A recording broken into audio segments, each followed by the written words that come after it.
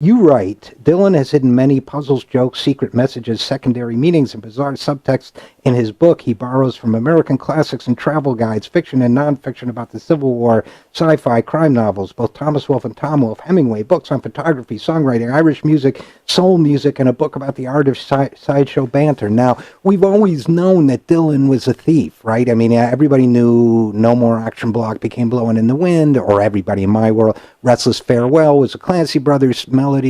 etc., etc. I mean, I remember when Street Legal came out, Dylan must have been, what, early 30s, mid-30s, and someone accused him of stealing the sound from Bruce Springsteen's band lineup, and he said, I never steal from anybody under 50. So he's been cueing us for a long time, but your work suggests that there's a pattern here, and I'm not sure we know what it is, but is there a pattern here? Well, as you point out, there's some things that go back to the dawn of his career that I think are common to a lot of writers and musicians in terms of incorporating things that you hear or see and using it in your work. But I see a shift change, a sea change in about 1997, when his album Time Out of Mind came out, and really reaching a peak with three things. The album Love and Theft, of course, the title of that tips the hat there, and then his movie Masked and Anonymous, which itself is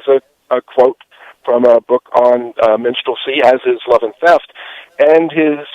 and Chronicles Volume 1, where the borrowings become much more deliberate and purposeful and paired, where different things are placed together in interesting context. And I think it's different than what we saw early on, and I think that's part of the disconnect in terms of some people's reaction to the stuff that I've been writing, is that the notion is, well, this is what everybody does. Well, I think what he's been doing in the last 15, 20 years is very different. I don't see a lot of artists working that way, and it makes, for me, Dylan's work even more fascinating than it ever had been, which is perhaps something people didn't anticipate at this later stage in his career.